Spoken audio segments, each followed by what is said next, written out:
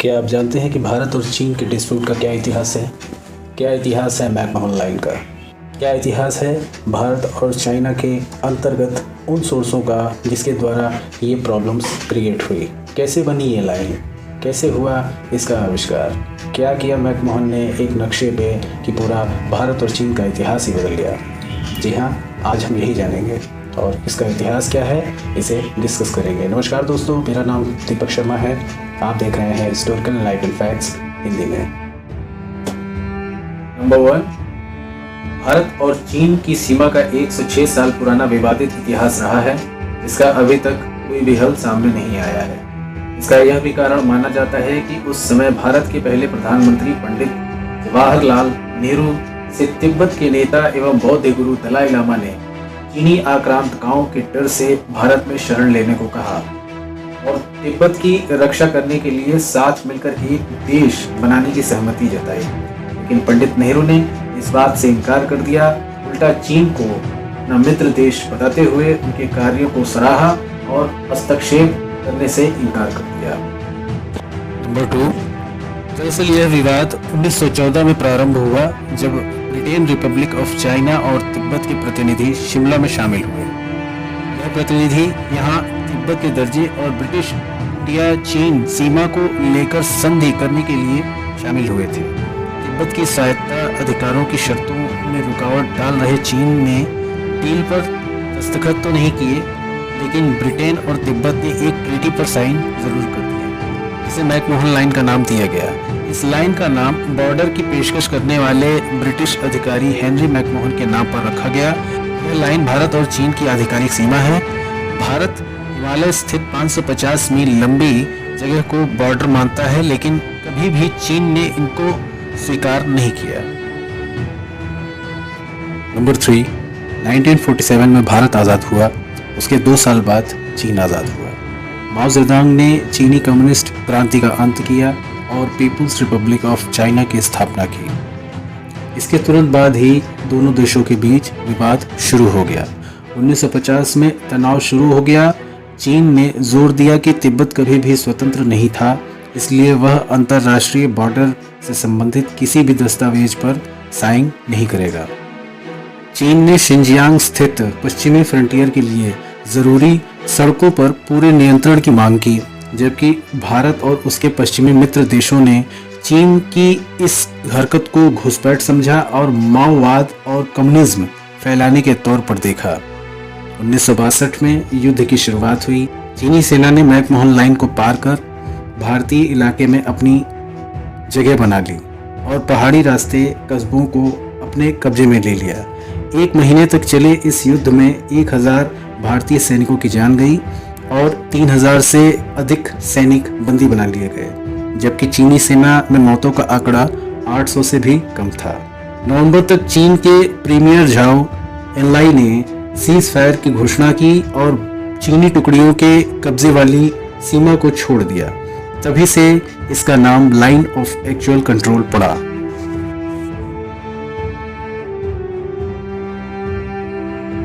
Number 4, 1967 में सिक्किम को जोड़ने वाले 2 पहाड़ी इलाके नाथुला और चोला में फिर से तनाव बढ़ने लगा। सिक्किम भारतीय राज्य है, स्वायत्त तिब्बत को चीन अपना बताता आ रहा है। चीन सिक्किम को तिब्बत का भाग बताता है, जबकि वह भारत का एक राज्य है। विवाद की शुरुआत तब हुई जब भारतीय सैनिक अपने बॉर्डर के अंदर कटीले तार बिछाने लगे।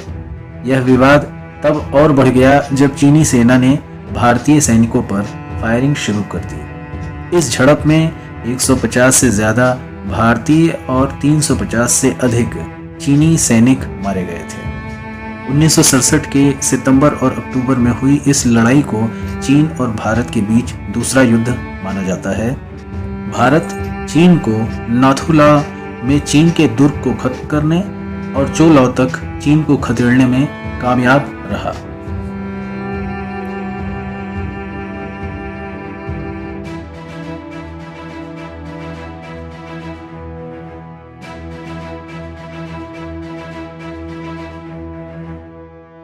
नंबर 5, 1987 में भारतीय सेना यह देखने के लिए ट्रेनिंग ऑपरेशन चला रही थी कि टुकड़ी को कितनी तेज़ी से बॉर्डर पर भेजा जा सकता है। इतनी बड़ी सेना लाओ लश्कर को देखकर चीनी कमांडर और चीनी सैनिक घबरा गए और भारतीय सेना की इस तरह की प्रैक्टिस को देखकर वो अचंभित रह गए। चीनी सेना ने अपनी मानने वाली लाइन ऑफ एक्चुअल कंट्रोल की ओर बढ़कर जवाब दिया। बाद में युद्ध की स्थिति तो नहीं बनी, लेकिन यहीं से युद्ध की वापसी हो गई, यहीं से युद्ध टल गया।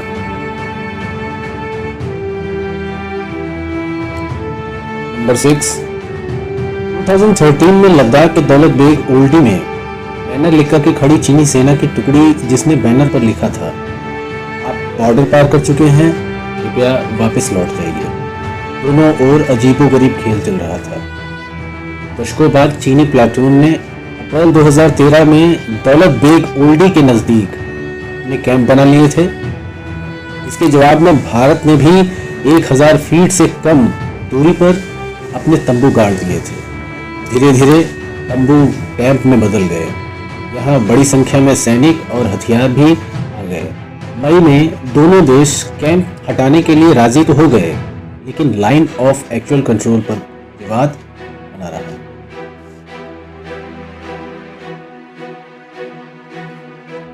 नंबर 7, जून 2017 में हिमालय स्थित डोकलम में चीन द्वारा रोड का निर्माण शुरू कर दिया गया था। यह इलाका भारत का नहीं बल्कि उसके साथी देश भूटान के नियंत्रण में है।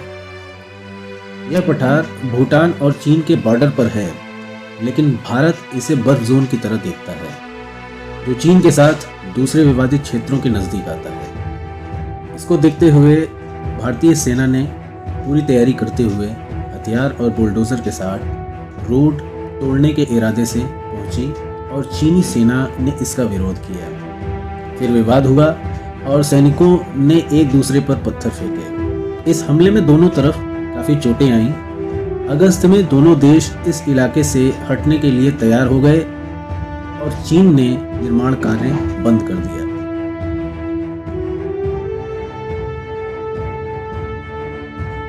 नंबर 8, 5 मई 2020 के बाद से चीनी और भारतीय सैनिकों की आक्रामक कार्रवाई के साथ साथ चीन और भारतीय सेना की आपस में खूनी झड़प की सूचना मिली थी, जिसके परिणाम स्वरूप एक अधिकारी सहित 20 भारतीय सैनिक और 43 से भी अधिक चीनी सैनिक मारे गए थे। यह लड़ाई हैंड टू हैंड कॉम्बैट की थी, जिसमें चाकू, छुरी, तलवार, दराती और तारों द्वारा बने मुग्दर शामिल थे। 16 जून 2020 लद्दाख में पेंगोंग झील और सिक्किम में नाथुला दर्रा के पास यह हादसे हुए, जो कि 1962 की चीन भारतीय युद्ध से बनी वास्तविक नियंत्रण रेखा के रूप में है। इनमें से सबसे खास गलवान नदी घाटी में है, जहां चीनी बलों ने भारतीय क्षेत्र के अंदर भारतीय सड़क निर्माण पर आपत्ति जताई थी। गतिरोध के बीच भारतीय बुनियादी ढांचे को विकास देने के लिए और इस कार्य को पूरा करने में मदद करने के लिए क्षेत्र में 12,000 से अधिक श्रमिक और 1600 से अधिक श्रमिकों वाली ट्रेन झारखंड से उधमपुर के लिए 14 जून 2020 को रवाना हुई, जहां से वे भारत चीन सीमा पर भारत के सीमा सड़क संगठन की सहायता के लिए ले गए थे। विशेषज्ञों का कहना है कि गतिरोध लद्दाख में डरबुक-श्योक DBO रोड इंफ्रास्ट्रक्चर परियोजना की वजह से हुआ, जिसको चीन नहीं चाहता है कि इसका निर्माण हो।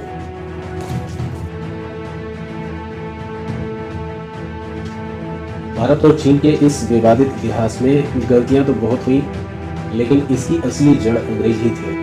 हेनरी मैकमोहन साहब को ऐसी क्या जल्दी पड़ी थी कि उन्होंने एक साधारण से नक्शे पर ही पेन से रेखा खींचकर उसे बॉर्डर पर रोक दिया। दरअसल मैकमोहन साहब द्वारा की गई बुद्धिमानी का ही परिणाम आज भारत भुगत रहा है। पेन के द्वारा खींची गई नक्शे पर लाइन और उस लाइन की मोटाई ही इस विवाद का कारण है। जमींदार साहब तो चले गए, लेकिन विवाद बेकार गए। इन लड़ाइयों में हमारे देश के बहुत से जवान शहीद हुए, जिसमें से गलवान घाटी अभी हाल ही की घटना है। इन जवानों को शत-शत नमन, जिन्होंने देश की रक्षा करने के लिए अपने प्राण त्याग दिए। एक लाइक हर उस जवान के लिए जो आज सरहद पर खड़ा है। आज का इतिहास भारत और चीन के सीमा विवाद और मैकमोहन लाइन पर आधारित था। इसके नेक्स्ट चैप्टर में हम आपको बताएंगे कि रेड क्लिफ लाइन का क्या इतिहास था। इंडो चाइना और मैकमोहन लाइन का इतिहास आपको कैसा लगा कमेंट सेक्शन में ज़रूर बताइएगा। मिलते हैं नेक्स्ट चैप्टर में, तब तक के लिए हिस्टोरिकल लाइट एंड फैक्ट से जुड़े रहिए। जय हिंद, धन्यवाद।